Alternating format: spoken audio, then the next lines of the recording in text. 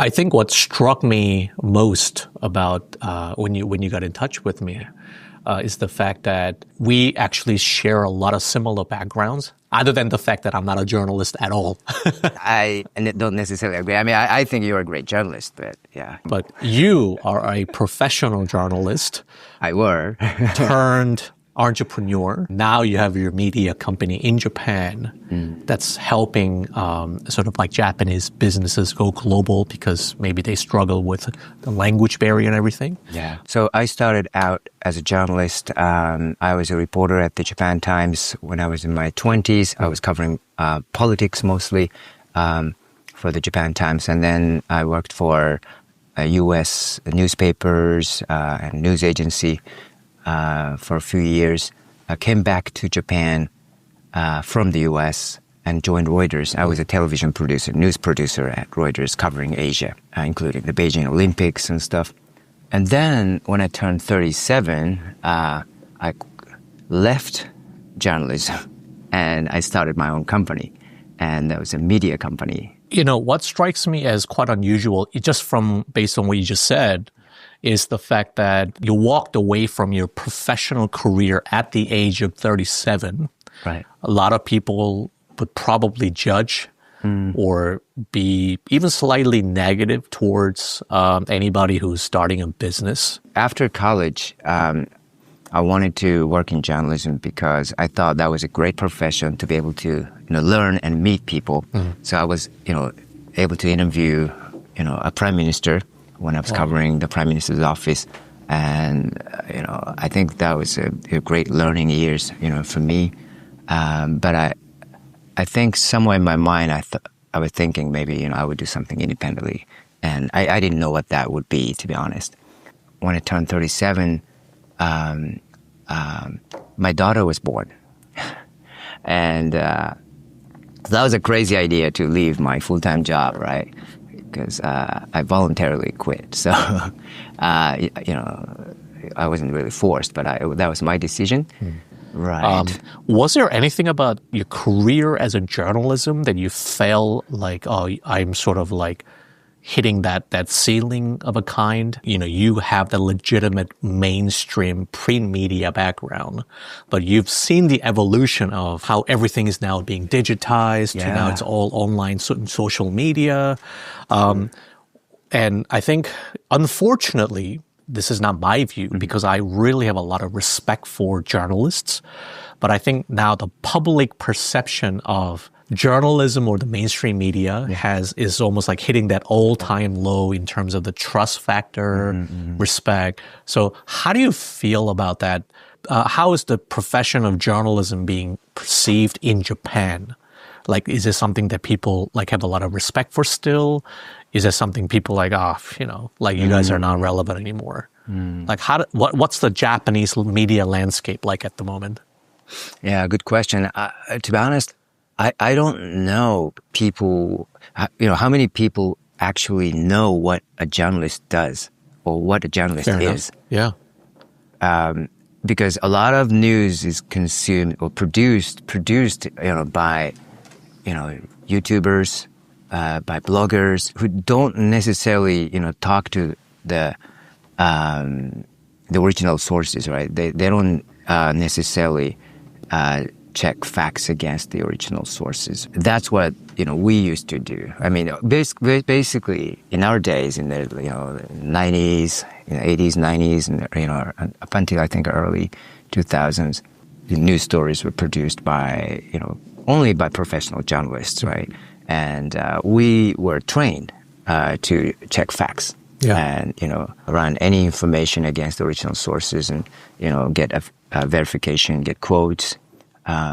But what we're seeing right now is a lot of news stories, news content is produced by, people who write content, like what we call in Japanese, kotatsu kiji. It's a Japanese style. It's like a table, but underneath the table you have a stove, and you put your legs, inside, and it's got a cover. Oh. So like your legs stay warm. The point is that you have a kotatsu, right? So basically, you're just sitting there, and while you're sitting there with your warm, with your legs, warmed up, very comfortable. You don't get out. You don't want to. You don't want to leave. Never. But you can still produce news. Just writing. Out of, and some of it is probably might include some imagination from the comfort of their own home. Right. Just writing stuff. Exactly. Regardless of whether it's accurate or not. Would you say that's happening in Japan? Because we are seeing, especially in the US, the rise of like a YouTube news creators or podcasters, and they're saying we are the real news, right? I would say a lot of people, like content creators now say, we're the real news. We are reporting something that the mainstream media or traditional media are not reporting on, or hiding. But from a traditional media point of view, they're not necessarily hiding. They don't run those stories because they can't verify. That's an interesting point. Yeah. There's this filter bubble. So once you start looking at, and believing in those things, you are constantly exposed to the same kind of content, and you get to believe more and more. Because of the algorithm as well. Because of the algorithm, yeah. So in Japan, is that what's happening right now? Are you guys also seeing a lot of like a Japanese native content creators who call themselves, we are like the real source of truth or news? Yeah. But then from your perspective, like, but this hasn't been verified. Are you seeing a lot I'm of that? seeing a lot. And not only in Japan, I'm, across the world, but I'm seeing that in Japan as well. Yeah, I'm the only one telling the truth, uncovering the secret that the mainstream media is hiding. So they say that? They say that, yeah. Why do you think that's happening? Like, what do you attribute that the almost like the fall of the mainstream media to? My take is that it's the business model, it's the revenue. For example, the number of foreign correspondents in Japan has dramatically decreased. Interesting. In Japan. The trend is happening all over the world, but especially in Japan, for two reasons. One is, basically the revenue went down, right? So basically all the major traditional media organizations like, AP, Reuters, where I used to work, has downsized. And also there's this shift of attention from Japan to China, basically over the last 10, 15 years. So a lot of foreign correspondents who used to be based in Tokyo have moved to China. But why do you think the revenue just kept on falling? If, let's say, they're really focused on objective reporting, for example, do people not value objective reporting anymore? Why is the objective news not being valued? Because if it's what people really wanted, wouldn't they pay for it? You know what I'm saying? People no longer think that, general news is something that they need to pay for. Maybe 20, 30 years ago, you had to buy a newspaper, right? News is something that, people were thinking that they need to pay for to, have access to. But nowadays, unless it's like, some specific like business intelligence, some specific like pharmaceutical, information or, some technical information, people don't want to pay. They think they don't need to pay.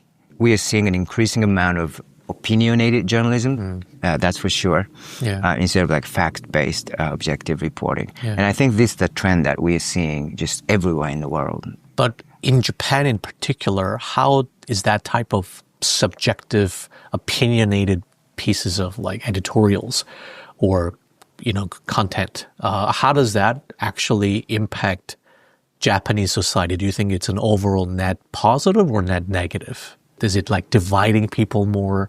Because I don't know if you know, but in the US, in Korea, everywhere, it's just the population is just getting more and more divided. Yeah. That it just becomes like enemies, right? So they're constantly protesting, fighting against each other. Could be political. Yeah. But we're seeing just more of a social divisiveness. And it's really concerning. It is. But from my media perspective in Japan, I think, Japan's mainstream media has been always kind of, opinionated in a Oh, bit. really? Yeah. Okay. For example, like we have like Asahi on the left and the Sankei on the right. I And see. those two papers were, pretty, opinionated, traditionally. And, but so I see more of this divide, more of this trend actually in the US or in Europe. For example, like the New York Times started running an opinion piece on the front page. Yeah. I think that was 2015 when Trump was just about to become president. And I was like, oh, New York Times brought an opinion piece to the front page? Yeah, I think this is a trend that's happening, just worldwide. I see. So are you saying that in Japan people aren't as divided? One thing I can say for sure is people are not watching television anymore, not watching the mainstream media. So they go to the internet, they watch YouTube. That's their primary source of information. And there's this filter bubble. Do you think that in Japanese culture, maybe through that conventional education system, people are taught to be a leader or entrepreneur or creator, or are they taught to be a good employee? The short answer is the latter. Okay. Right? In Japan, in a traditional education system, they don't want to make you stand out.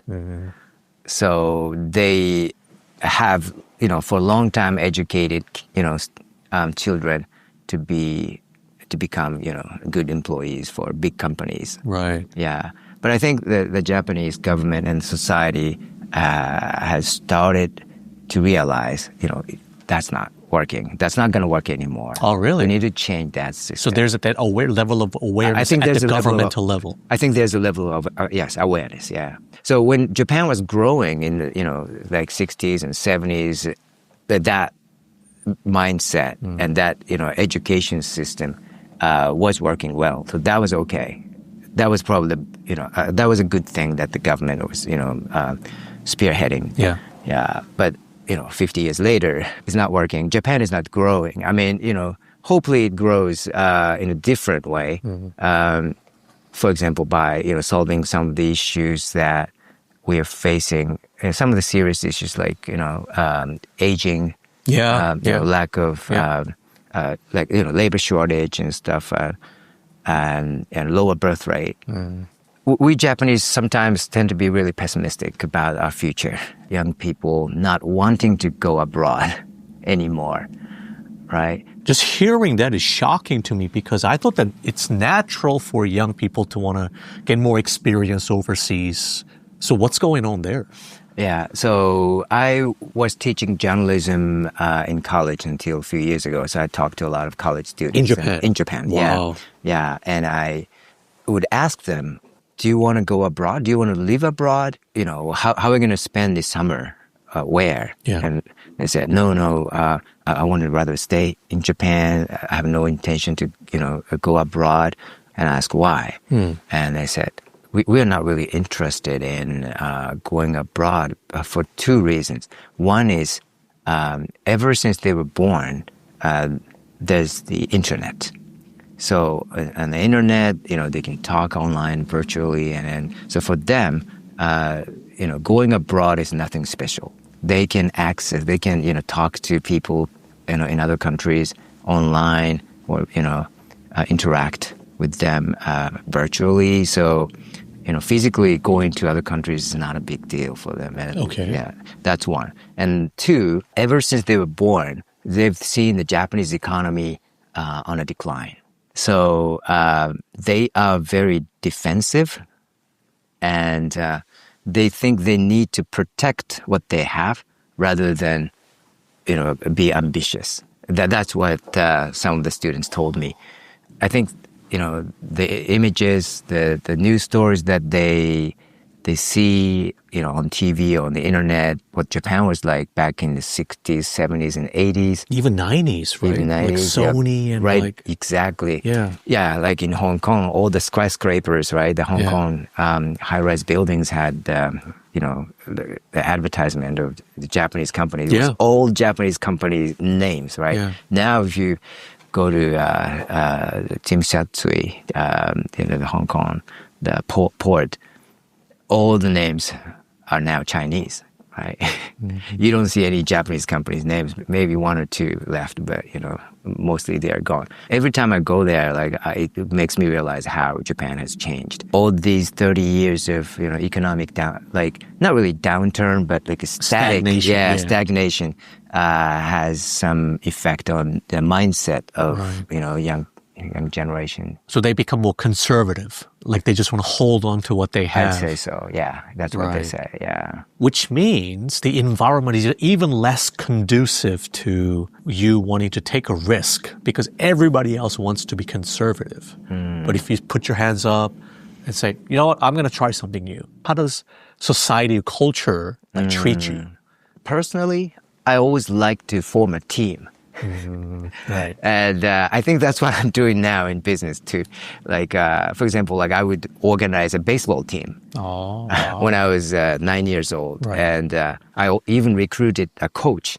I asked one of my friend's uncle to become a coach at the age of 10 or something. Wow. And I knew that, I wouldn't be able to achieve anything just by myself. I can kind of start doing something on my own, but, for it to keep going and to achieve a certain level of, success or, or make some achievement, you need people, you need a team, right? Going back to your question, I think in Japan, becoming an entrepreneur wasn't one of the easiest things. Actually, the society didn't really value or, traditionally support that kind of mindset because they would encourage you rather to become a member of a team or society, basically, if you stand out, you get nailed down, right? And that was especially so in the Japanese society. Yeah. And I think it's only recently that, they've starting to change that. The government and everyone started to realize that, something has to change. In traditional journalism, we used to think that, we can't make money. We shouldn't be generating revenue, asking for money. And the only source of revenue we were allowed to receive was a salary. But that was 30 years ago. Yeah. And then, since the media industry kind of started, declining, and now it was a matter of survival, whether or not newspapers can still exist or not, right? So around 2005, all major journalism schools in the U.S. started teaching a class called entrepreneurial journalism, meaning you have to make money, you have to be self-sufficient, you have to pay yourself. If we can focus on bringing additional value to and help those who need, that'll also help pay for what we do. So I think it's all aligned because, we make money. Like basically in a good way, positive way that actually impacts other people. Exactly. I think that's the best of both worlds. Yeah. I think, what we really need to do is generate a sustainable ecosystem of information, news and information, that would also inspire people. Because where we focus on is very important. In news, it's pretty pessimistic. So negative. Oh my gosh. That's one of the things that kind of, encouraged me to leave journalism for a while and start my own business because I wanted to focus on the positive. Yeah. Especially right after my daughter was born. I didn't want to be someone who would be constantly looking at, negative things. Yeah. And, not to mention the fact that you lost your friend. My colleague, Your colleague, right? Yeah. In a war. Exactly. And if anything, I think the situation is getting worse. Yeah. But interesting about Kenji, my friend who lost, his life in Syria, was he would cover wars and he would cover all the conflicts, right? But what he was saying was that, actually in any difficult situation or any conflict or even war, there's something positive. Yeah. You get to see the true humanity sometimes. Exactly. Yeah. There you see people smile, even in those dire situations. That's very powerful. Yeah. And he was saying, he would like to also, tell those positive stories to the world. Yeah. That's so important in media and, news content that we, see on a daily basis, we consume is so important because it has a lot to do with democracy. Because in democracy, people are supposed to make decisions, right? Yeah. And citizens. But we assume they're making decisions based on true facts, verified, accurate facts. But what if people start making decisions based on fake news, right? And that's what's happening right now. That's what we are seeing all over the world. So what we are discussing right now is very important. I don't see one clear answer, a solution to that.